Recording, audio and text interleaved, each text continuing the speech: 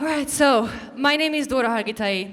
I identify as a human being on this planet, and I had two major turning points in life.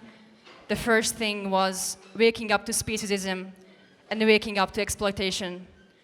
That's where I decided to change my life, to change my diet, to quit my job and move from the oil and gas industry to sustainability through further studies. The second turning point was when I woke up to climate emergency this year, April, at Marble Arch with Extinction Rebellion.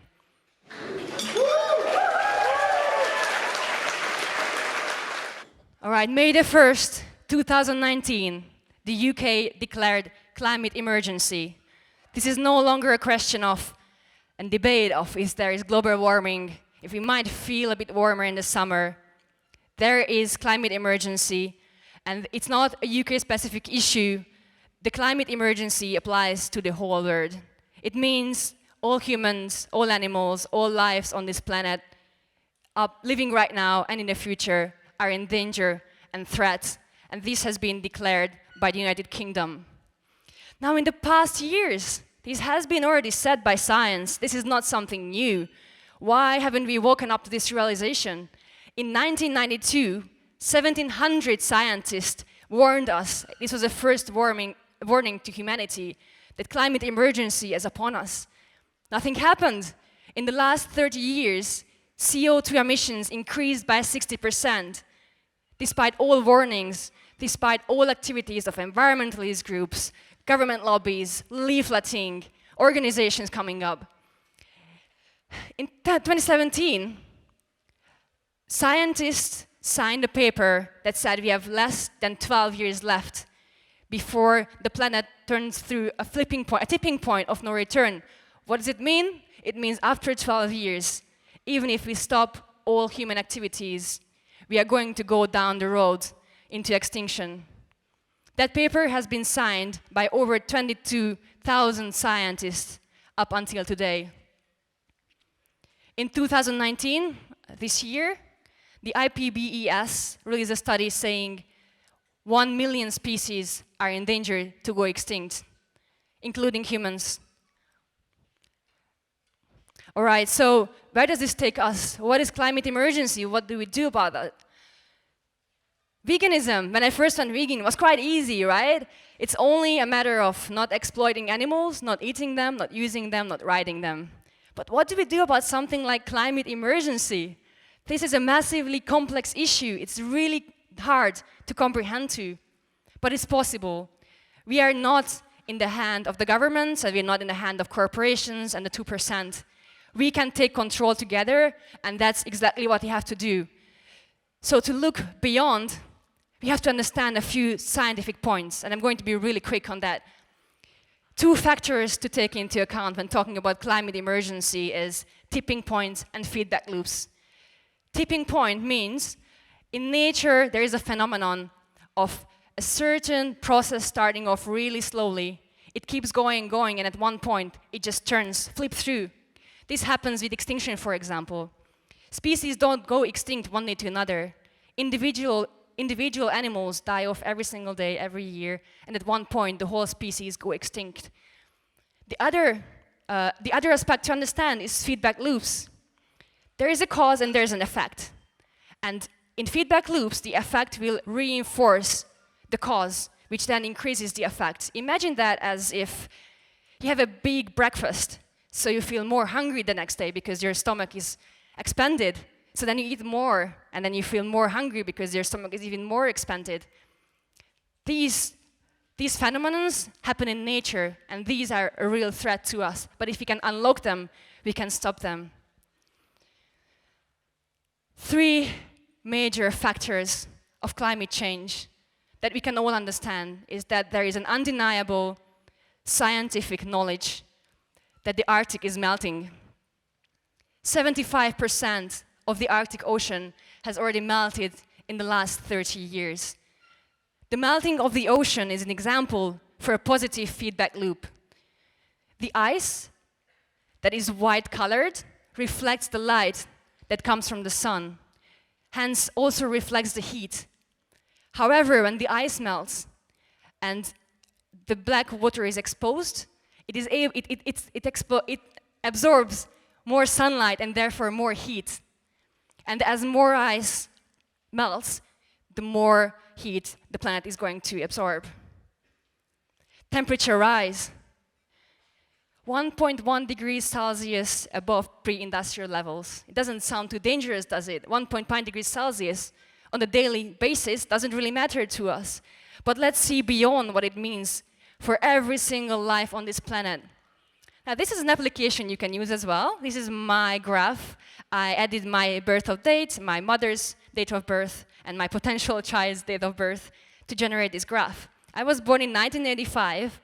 When I was born, global average temperature was about 0.8 above pre-industrial levels.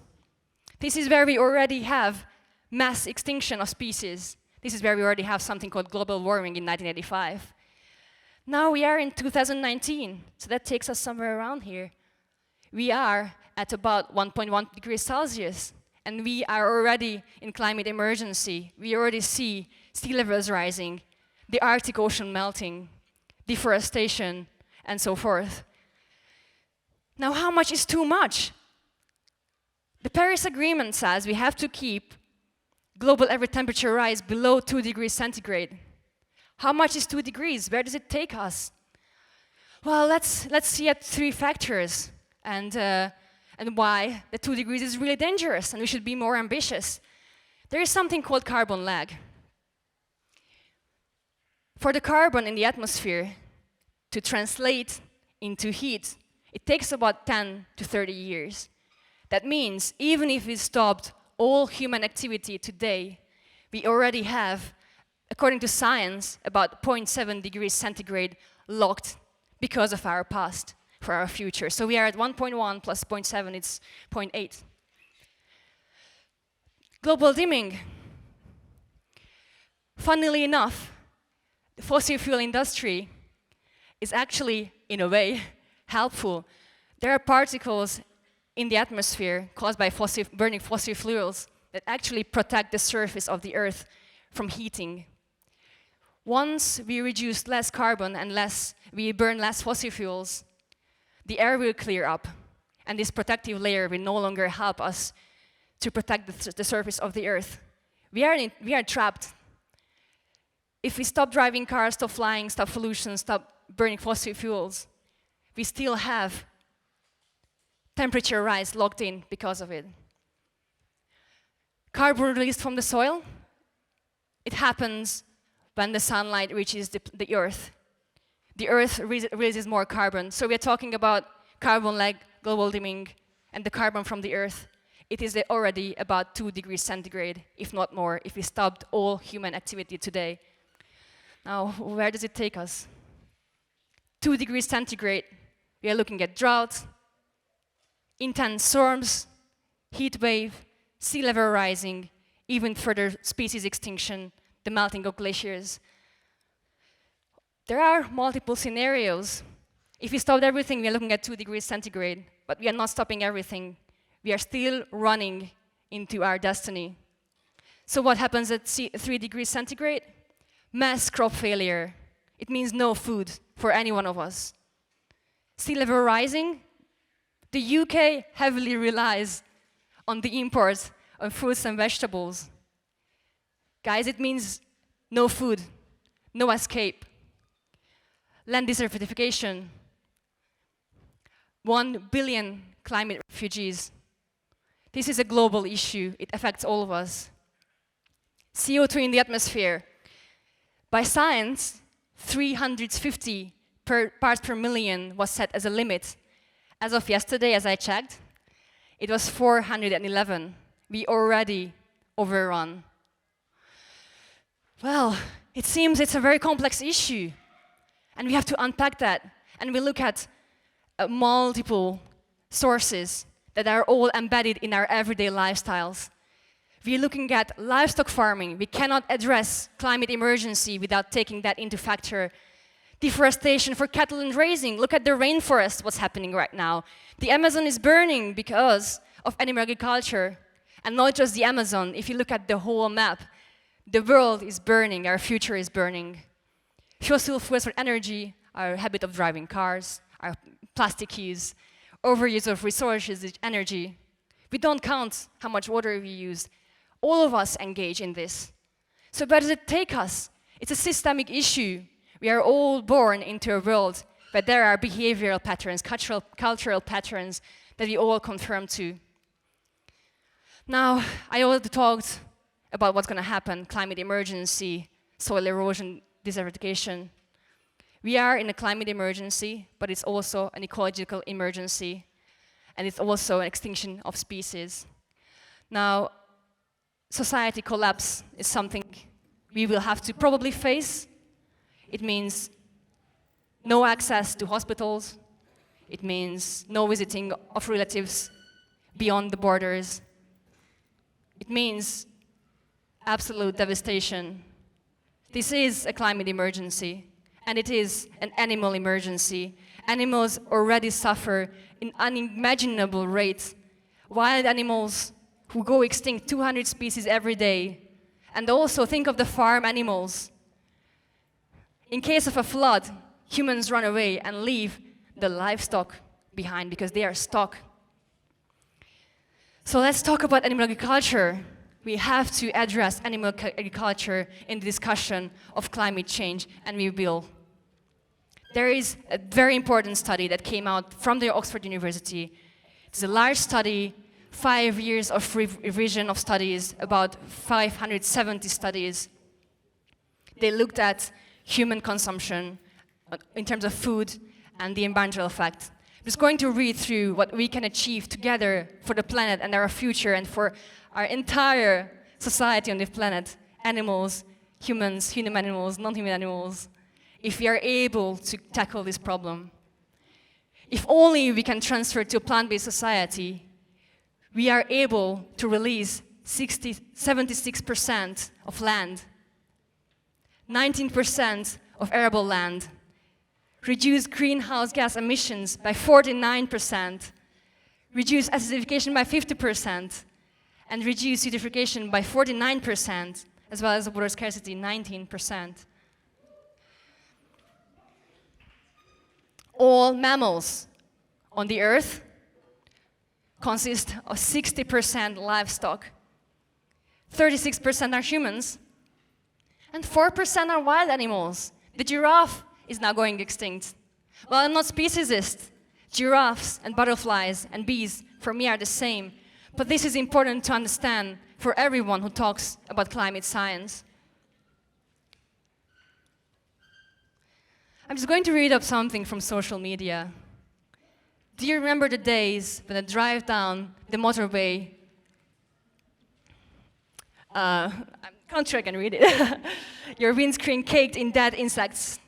Where are they gone? Well, I remember that. I was a child and we were driving down for vacation with my family, and all the insects just covered the window of the car. Well, I wish those insects found a way to get out of the way, and that's why they disappeared, because I no longer see them. But unfortunately, the reality is they no longer exist, and nothing can bring them back. This is an article from the New York Times that says, "The insect apocalypse is here." Insects are vital. If there are no insects, there are no foods, there is no food, there are no forests, there are no flowers, there is no ecosystem, and there is no life on the planet. Animal rebellion. Guys, who was there? Please raise your hand in the air if you were there at the Animal Rights March and you disrupted, yes, Trafalgar Square with 12,000 people. Well done, you! Well done.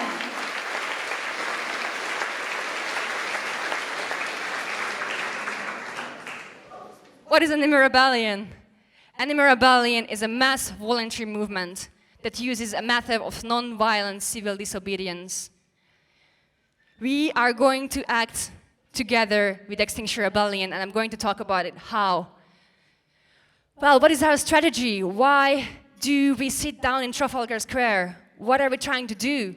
What is non-violent civil disobedience? If you want to hear more, make sure you come back at 5 o'clock.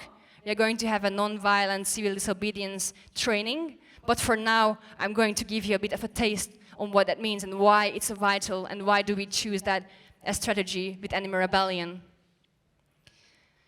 Throughout human history, we only had one practice that was able to change systems from the core, and that is bring as many people as possible to the center of a country, to the capital, stay there for as long as you can, and practice non-violent civil disobedience.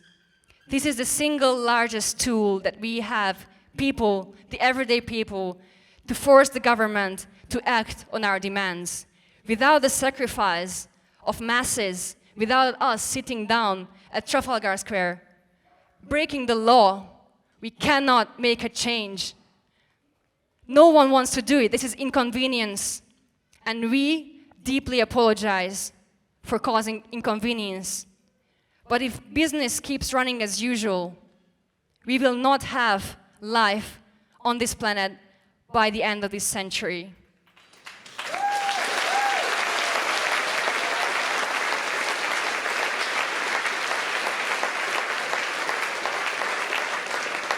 All right, so I want to ask your honest opinion, and please don't be scared. There are no cameras pointing at you, so don't worry. Who thinks that non-violent civil disobedience, disrupting London, is actually harmful for saving the planet? Oh, Toby. So apparently many people do believe in it, and we respect that and understand that. Disrupting the city will have a backlash, and we are going to have to face that with intelligent, caring, compassionate mindset. If we prepare for it and we understand the place it comes from and how to deal with it, we can push through it and achieve what we want without violence, without aggression, and without a war. Let's look at history and what happened with the Freedom Riders. So at the time of the Freedom Riders, 13 amazing, outstanding individuals, a mix of black and white human beings, decided that they're going to go against the system which prevented them to sit on the same bus just because of the difference in their skin color. At the time, 61% of the population who were asked said they actually disapprove this activity and they think it's really harmful for liberating the black people. Despite that, they kept disrupting the city, constantly coming back, and eventually they achieved the liberation of black people. There's still a long way to go, let's not deny that. But the breakthrough happened. Why non-violence? I'm going to quote this amazing human being, which you probably all know, Martin Luther King, and he said, "We who engage in non-violent direct action are not the creators of the tension. We merely bring to the surface the hidden tension that is already alive. We bring it to the open where it can be seen and dealt with."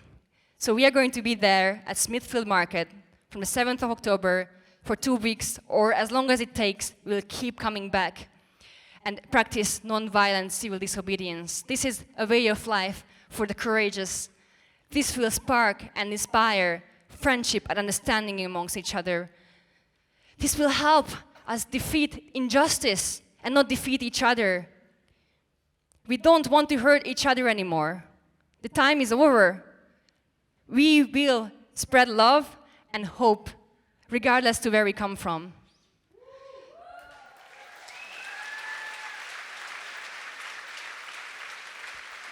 But we will disrupt the system together. Acceptance doesn't mean that we stand back and say, well, everything is cool. We are going to be there, but we need each other. It's a mix. Climate change is a mix, as I showed before, of multiple angles. And we need everyone at the table, and we need the vegan community at that table to represent Animal Kingdom.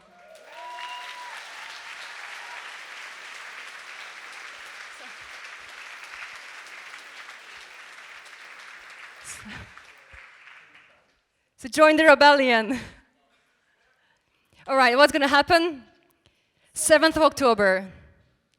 We are going to say goodbye to our bosses for 2 weeks, grab a tent, a mattress, our boyfriends, and go to Smithfield Market and camp out and stay there.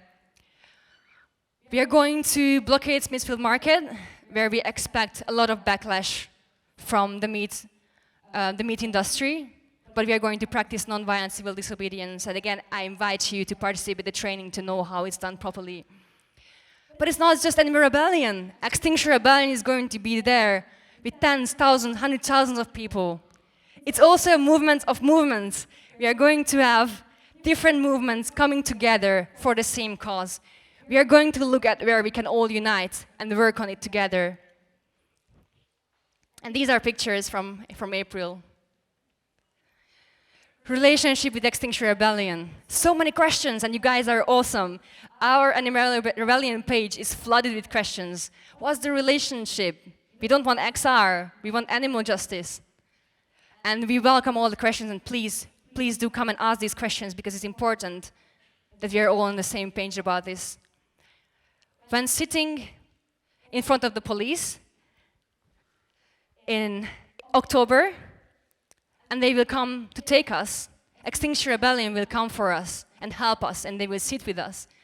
And when their blockades are about to be broken up, we will be there with us. And when it's cold, and we are freezing because it's October, and we have blankets and they don't have, we give them. And if we have vegan food, we will bring them. And if they have vegan food, they will offer it to us. And this is the friendship that will thrive and will spark conversation and will spark for us to break an entire system together and transfer to a plant-based society.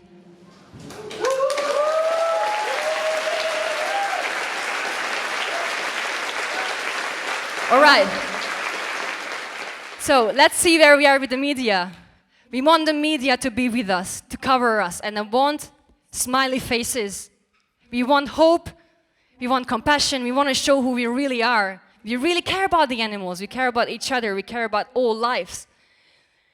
Independent, The Guardian, and sentient media already gave us massive attention.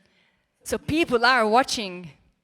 Whatever we do in October is going to decide where we go. October is our last chance. If science is true and we have 11 years left, this is probably the last chance that we have to create that friendship with each other that will enable us to act together. Okay, so demands, what do we want? Animal liberation. Yes. And, all right, we align with the message of Extinction Rebellion because this is universal. It applies to everyone, and so it applies to the animal kingdom. Tell the truth. We ask the government to tell the truth about climate change. And the truth cannot be told as long as the government doesn't say that animal agriculture is one of the major leads of climate change.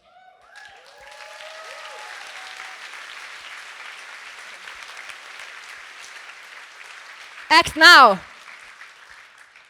Thank you, government. You said it. You declared climate emergency. Now act.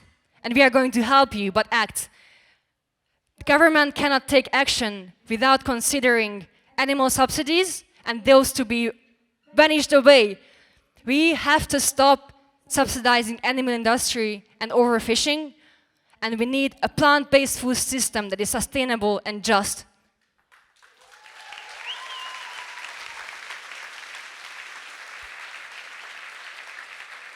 And we need a citizens' assembly that will enable people like you and me to come to the table and share what we know and make decisions together. We don't want politicians and the 2% to tell us how the world is managed. We have scientists, we have teachers, we have the indigenous people. We have so much knowledge with us, and we want those people to come to the table and share and give us hope and show us the way. All right, principles. We all share Extinction Rebellion and Animal Rebellion, the same 10 principles that are going to guide us for everything we do in the future. These are universal principles that apply to any movement that will come and join us. As long as we all align on this, we have a hope and we have something to hold on to. All right, We are the anti-speciesist movement that has a shared vision of change. We are going to create a world that protects all species on the planet. We set our mission on what's necessary. What is possible is not enough anymore. We have to aim for the impossible. We need a regenerative culture.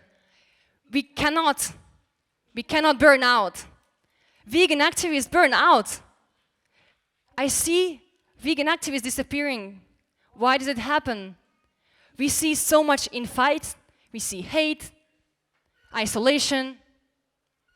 We need a culture that invites everyone and every part of everyone.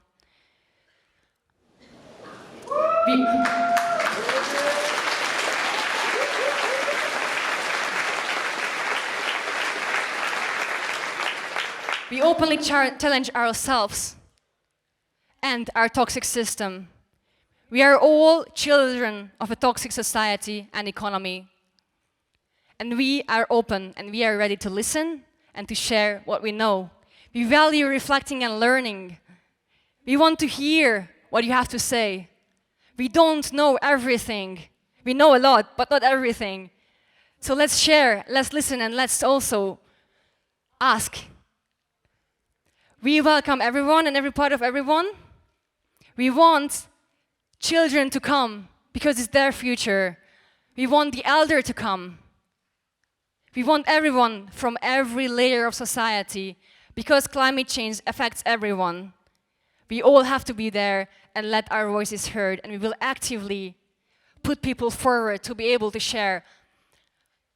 That takes me to the next point. We actively mitigate for power. There are no leaders.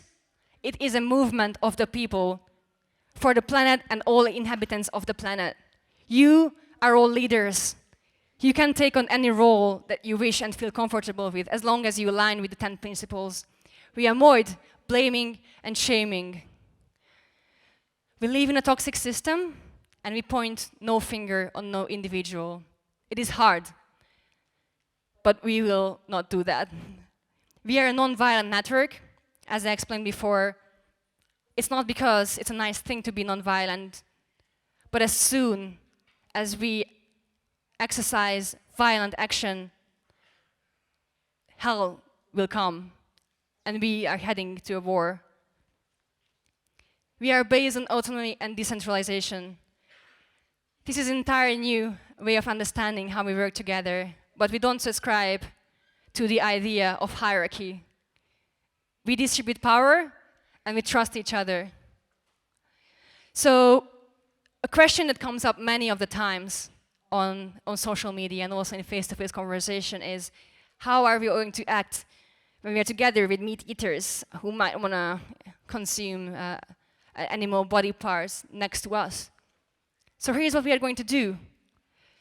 We will treat each other with love and respect.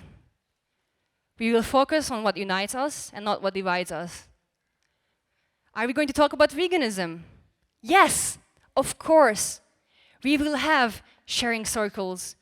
We will have moments when we sit on a side defense, on chairs or at the tents, and we will have the time to chat to each other, and we will be on stage and we will share. But we will act together to ask for systemic change. And therefore, we will not go to an Extinction Rebellion camp and say, you shouldn't eat meat. We are going to talk respectfully, and we are going to work together to change the entire system. And we are going to have fun.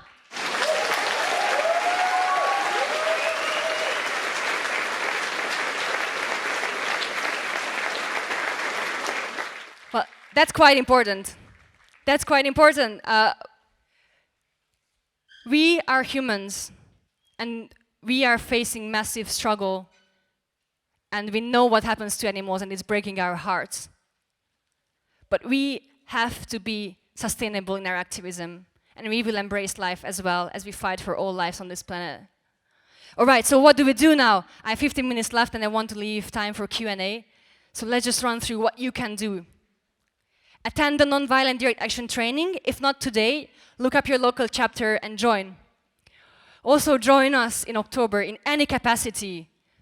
If you're a good cook, you're a chef, if you know how to make compost bins or compost toilets, if you know how to play, if you know how to sing, do come. Do come and bring your knowledge and your power and your beauty to the camp. Let's be there together, all of us. Get arrested. The power of sacrifice is incredible. In April, 1,100 people got arrested through the Extinction Rebellion protests. 1 week after, the UK government declared climate emergency. Quit your job!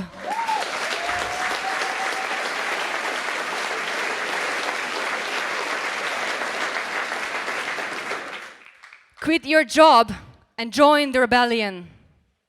It's a hard ask, but it's your decision. Spread the word.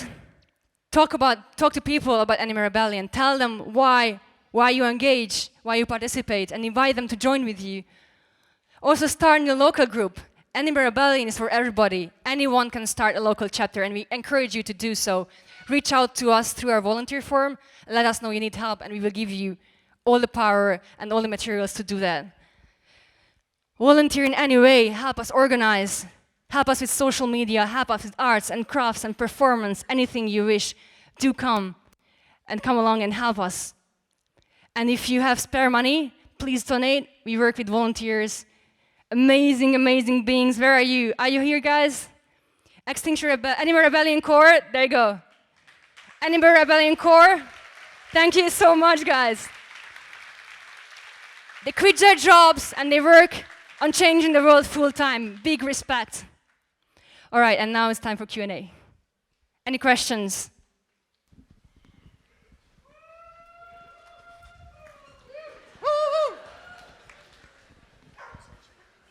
Test. Okay, basically I have one question, because England is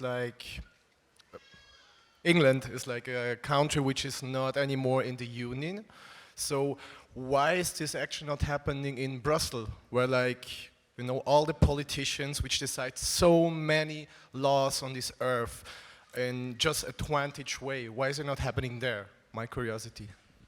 Amazing question, thank you. I have multiple answers, but I will try to keep it short. First, because British people are awesome, and they started Extinction Rebellion. And British people are awesome, and they started Animal Rebellion. That's the first answer. I'm sure, and we already see, and if our outreach coordinator is here, he could tell that other cities and countries around the world already started an Animal Rebellion. There might already be one in Brussels, I'm not sure. But it's spreading, and we encourage all the countries to do the same. And we already have, I believe, Canada and Hungary, and a large group of countries who already said they want to participate. So absolutely.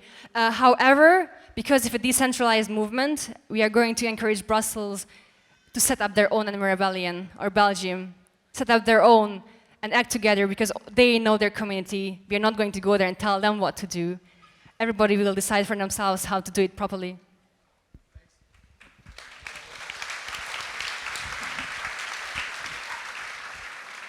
Well, it's more of a statement, but we can't think of it as 10 years. We need to think of it as however many seconds. Because it's happening now, not 10 years in the future.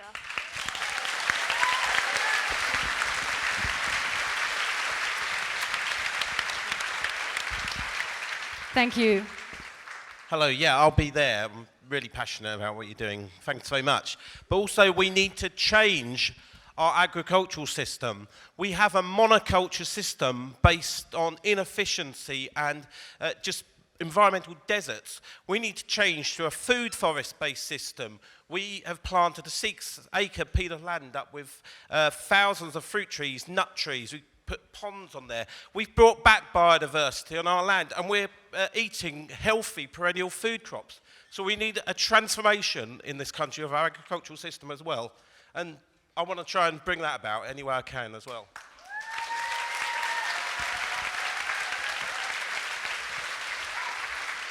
Right, just a quick answer. Thank you so much. And this is exactly why we need Demand 3, an assembly where people like yourself can come to the table and say, hey guys, actually, that's something that we have to take into account. Thank you so much. Hello, thank you for your talk. Can I ask what may be a very naive question? How do you do a blockade if the police know that you're going to be there? Thank you. Brilliant question. I love it. This is the power of the masses. The police knew that we were going to come in April as well with Extinction Rebellion. But the police will not stop us exercising our rights and our rights to protest. Well, we're just staying a bit longer.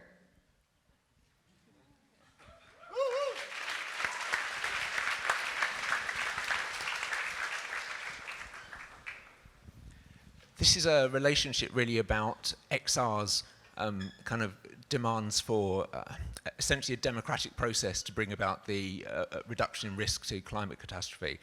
And the main part of that is that there's a citizens panel has the freedom to decide what they want. How does Animal Rebellion, who in a sense already embodies the answer that we think they should take, support that? How does it interact with that? Because Animal Rebellion is saying it should be a vegan planet, but XR are saying the citizens panel, the citizens jury, has the right to decide the strategies to change. Thank you so much. So the citizens panel, we want that to include the plant-based society message. And so we are going to be at that table. And if we have enough numbers with Animal Rebellion, we can show that we are committed and we have a message to say, we will be welcome. Extinction Rebellion is not a separate group. Extinction Rebellion is every person on this planet. I can just tell a bit of a background story on Animal Rebellion. Originally, it never wanted to be a separate movement. And we, through multiple discussions with animal justice organizations and with the Extinction Rebellion, we came up with the format of Animal Rebellion. But at the end of the day, we are people. We put labels on us. I'm XR, I'm AR, I'm blah, blah.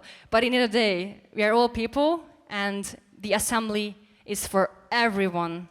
And so we're going to make sure that the voices of the animals and also the message of plant-based food system is going to be at that table.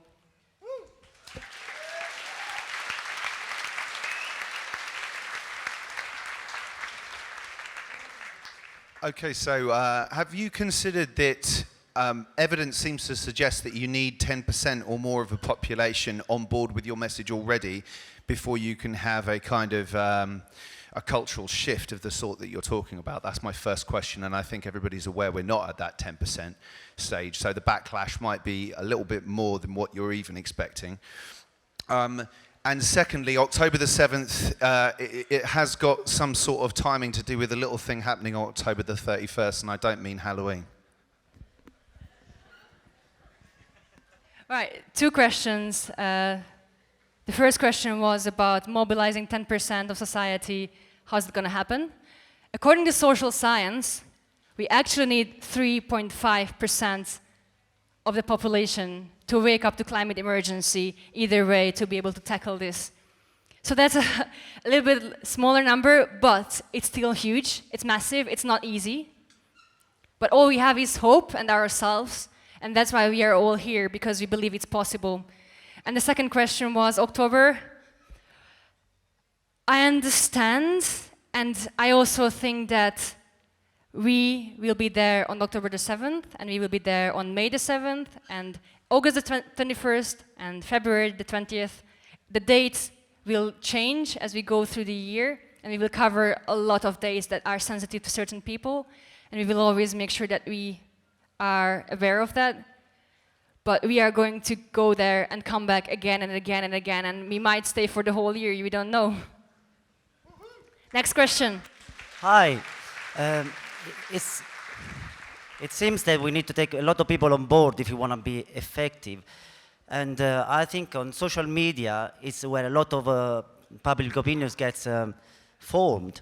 But I see a lot of weird argument on social media. A lot of people who should be on our side, they actually talk a lot of conspiracies, or they use the skeptical argument. So when you try to say something, oh, it's all a conspiracy by someone else, the Illuminati or whatever. So even if we have the truth, they try to sabotage this truth. So how do we counteract this? Because a lot of people are really convinced on social media by these false arguments. Yeah, I think we are all, sorry, the question was, how do we overcome the comments regarding our methods, I guess. And I think the answer is we are already used to it as vegans. We have been called animal abusers when we go to liberate animals, and we have been called aggressive just by saying, actually, I don't eat meat. So I think we are used to people opposing to what we do, and I also think there are no two sides. It's not their side and our side, and they have to see our point. We all come from some place. We all have a history. We went through different journeys, and we wake up to different realizations at different points of our lives.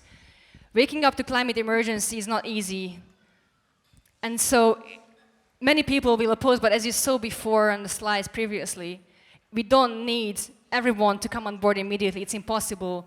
We all need 3.5% to come on board, and we already have that. And that's why it's super important. The vegan community wakes up and says, here we are, because we already have the numbers in the vegan community. If we join in to the climate debates and the climate justice fight, then we can make that change together. Next question. Thank you.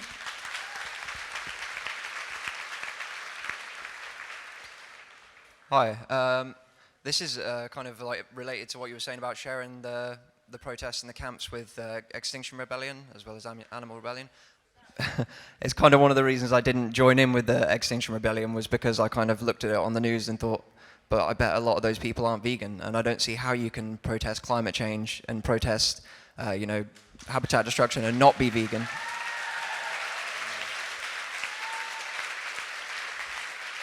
So is it how can we? It almost feels hypocritical for vegans to go and be part of that protest alongside people who aren't vegan, and we're shouting "protect the planet, save the planet" with people who aren't protecting the planet and saving the planet. I know you have to be understanding and stuff, but it doesn't fit with me.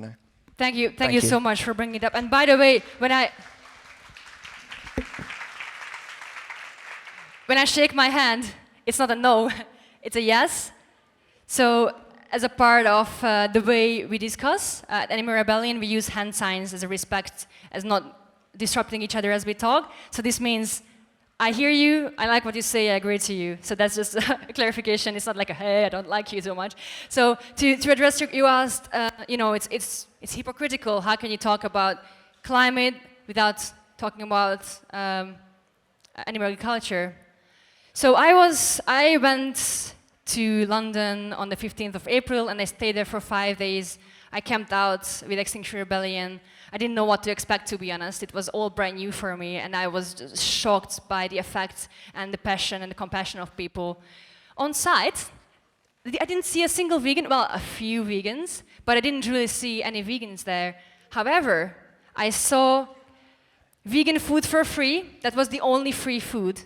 I saw vegan chalkings all across Waterloo Bridge.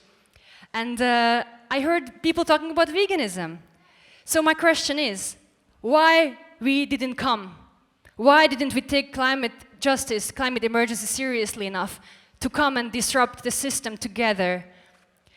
We are one. We come from different perspectives and different aspects, but we have to go there. We have to be there on the ground and speak about animal agriculture. We can stay back at home and say, why don't you do it?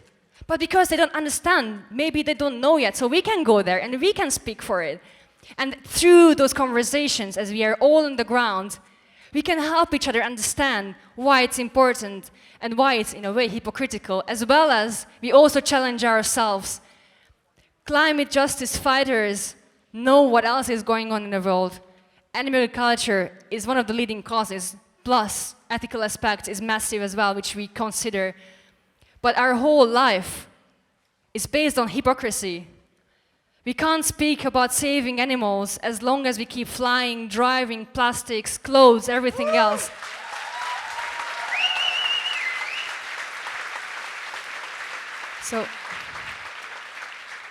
So peace and acceptance doesn't mean we are silent. It simply means we choose a way to speak to each other, and at the same time as we speak, we are disrupting a system together.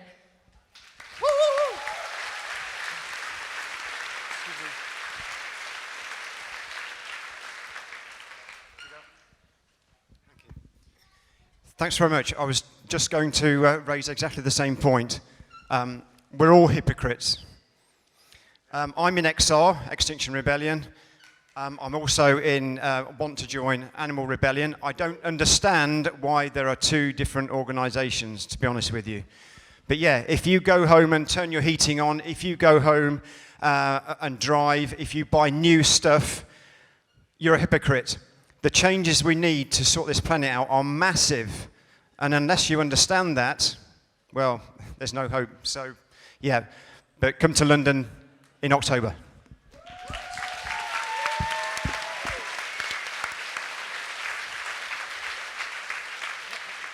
Right. Exactly. Right. Let me just answer the little question you had, why there are two separate organizations, why there is Extinction Rebellion and Animal Rebellion. So as I just briefly mentioned before, the beginning of Animal Rebellion was just a conversation with XR about what can we do? What can we do to bring this beautiful, active, compassionate, aware community on the ground? And so we thought, we are going to bring in the perspective of animal culture and also going to bring in the perspective of mass species extinction, which this community is already on board with. We understand it, we know it. So this is something that we can unite on and bring to the table of conversation. But absolutely, we are one. Woo-hoo. We have one more question.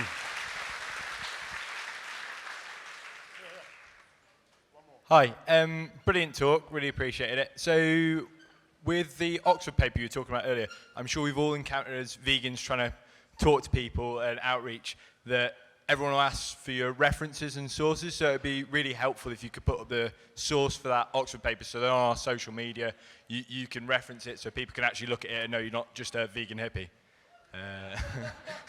Okay, but thank you.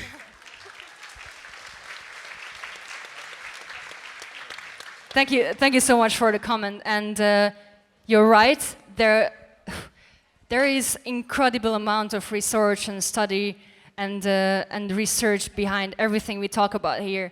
And it would be very stupid of me not to mention that if you want to read more and have your own understanding and own conclusions, don't listen to me. I'm just a vegan hippie. I am. I did study some sustainability, but go and do your own research as you have done and have your own convictions and then decide how you want to act. I hope to inspire you.